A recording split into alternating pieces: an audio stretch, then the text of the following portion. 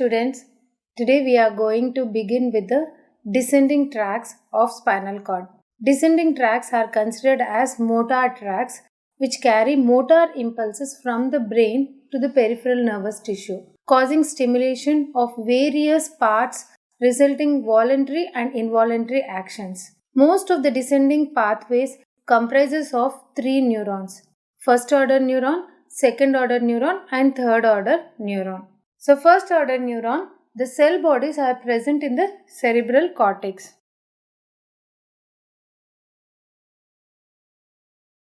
So from the cell bodies of the cerebral cortex, the axons of these cell bodies, they terminate by synapsing with the cell bodies of second order neuron.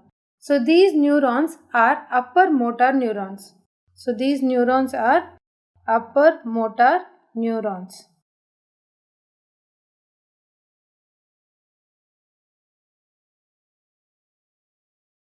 The second order neurons, the cell bodies are located in the anterior gray horn of the spinal cord. So here is the spinal cord. And I will mention the other parts of brainstem also. This is midbrain, pons, medulla. So the second order neurons, the cell bodies are located in the anterior gray horn of the spinal cord. These neurons are internuncial neurons, means they begin in the gray matter and they end up in the gray matter itself. The axons are so short and end by synapsing with the third order neuron within the gray matter. So here in this picture the internuncial neurons is not shown because many don't mention the internuncial neurons as the lower motor neurons. They are like directly the lower motor neuron which begins from that is the third order neuron is considered as second order neuron. Let's talk about the third order neuron. The cell bodies are located in the anterior gray horn of the spinal cord.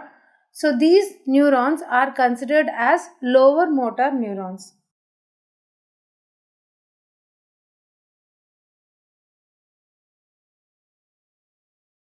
So the axons of these neurons are long, which form a part of peripheral nerves, and these neurons terminate by innervating in the muscles like target organs. So here are the target organs.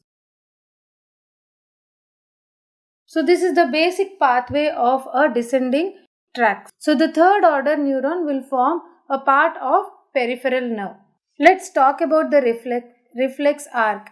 A few tracts, that is the first order neuron, synapses directly with the third order neuron without the intervention of second order neuron forming a reflex arc. So there is no second order neuron here. So the reflex arc consists of somatosensory receptors. Somatosensory receptors, for example, muscle spindles, Golgi tendon organs which are present in the muscles are called as somatosensory receptors. Afferent nerve fibers. So afferent nerve fibers are type 1 A fibers and type 2 fibers. So type 1 fibers and type 2 fibers form the afferent nerve fibers. Then integrating center. Integrating center is the spinal cord itself. So example, the spinal cord in the spinal reflexes is example for the reflex arc, integration center. And efferent nerve, the axons of alpha motor neurons, they form the efferent nerve and they finally end up in the effector organs, mostly the muscles. Suppose if you touch a hot object, automatically you move your hand from it reflexly without thinking. So that is because of reflex arc. The reflex arc of spinal reflexes does not involve the brain or brainstem. However, the upper motor neurons may modify the intents of reflex response. Let's talk about the pyramidal tracts. The tracts means the bundle of axons which carry the impulses from the cortex to the spinal cord. So here is the pyramidal tract which is coming down. So they are the bundle of the axons which arise from the cerebral cortex. So they are called as corticospinal tracts.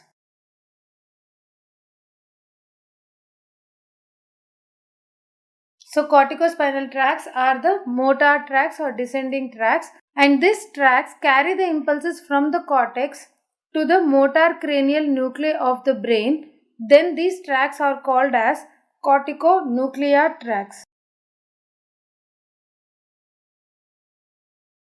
So descending tracts, that is, are of two types, corticospinal and corticonuclear. Corticospinal, they start from the cortex of the brain and they descend down to the spinal cord. Whereas the corticonuclear, they begins in the cortex of the brain and they end up with the cranial nerve nuclei which are present in the brain stem.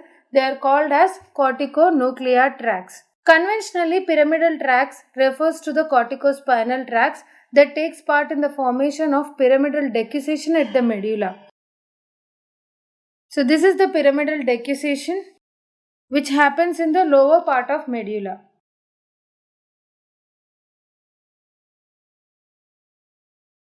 So the pyramidal tracts originate from the motor cortex of the brain. They carry the motor fibers to the spinal cord and brainstem, and they are responsible for the voluntary control of the striated muscles of the body and face. So that is about the pyramidal tracts. The other varieties are extrapyramidal tracts. Extrapyramidal tracts originate from the brainstem. They carry the motor fibers to the spinal cord, and they are responsible for involuntary and automatic control of muscle tone, balance, posture, and modulation of motor plans. So this is the basic difference between pyramidal and extrapyramidal. Pyramidal begins in the pyramidal cells of the cerebral cortex. Extrapyramidal, they begin in the brainstem.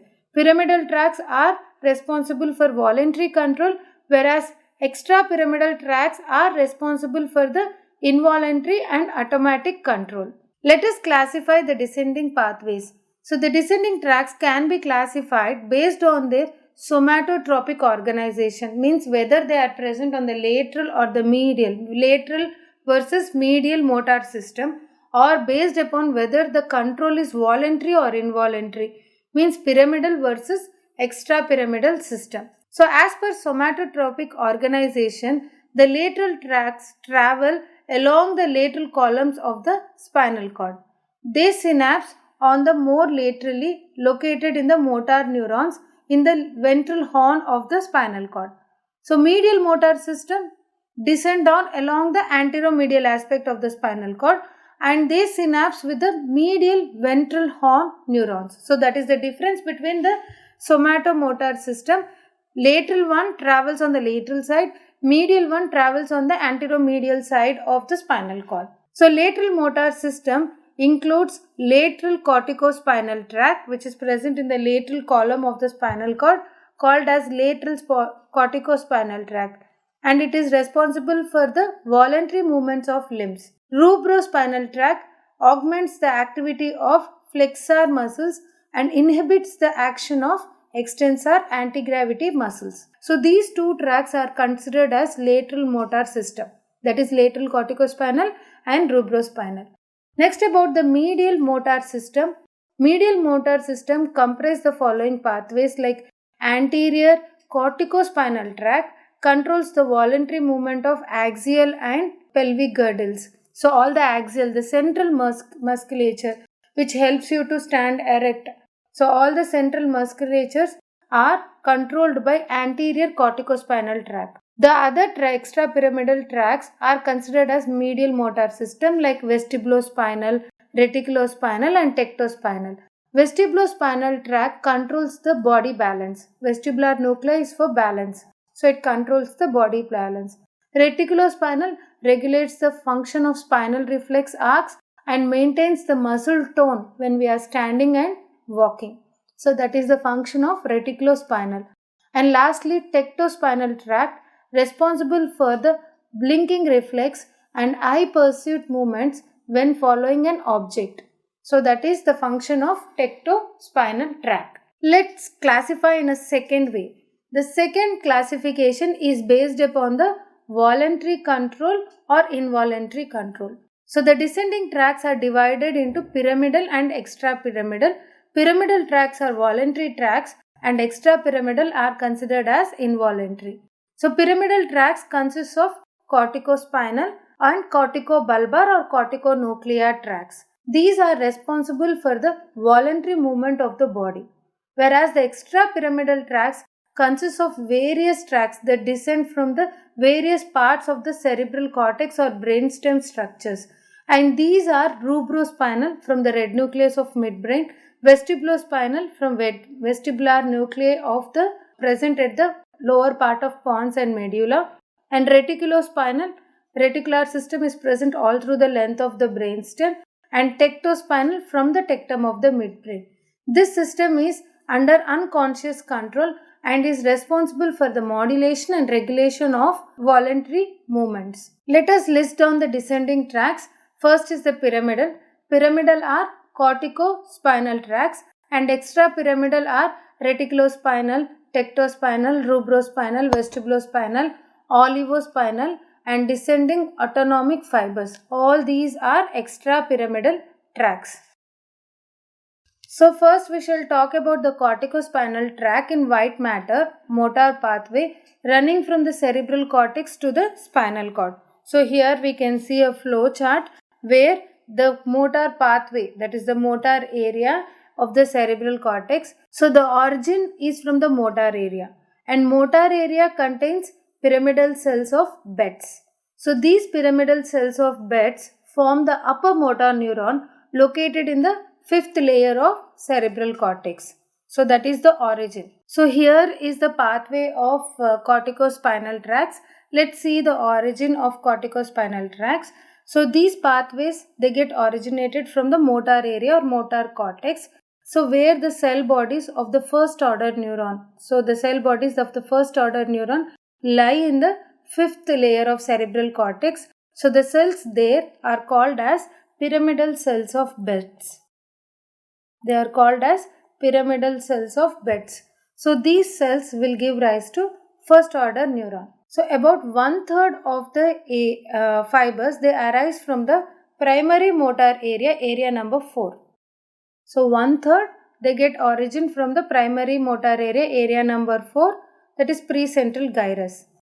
And about 1/3 the fibers, they get originated from secondary motor cortex, which is called as area number 6. So about 2/3. So here is 1/3, this is 1/3.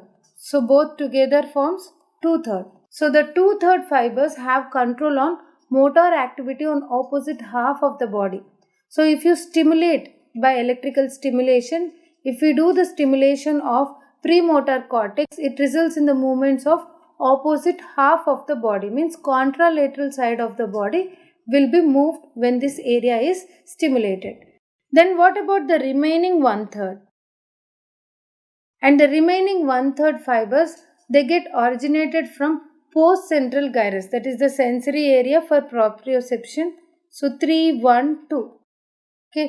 Though the last 1/3 fibers are corticospinal tracts, which gets originated from the parietal lobe sensory cortex, that is the postcentral gyrus 3, 1, 2, they terminate in the nucleus gracilis and nucleus cuneatus, which are the tracts of ascending. So they terminate here to nucleus gracilis, nucleus cuneatus, and substantia gelatinosa.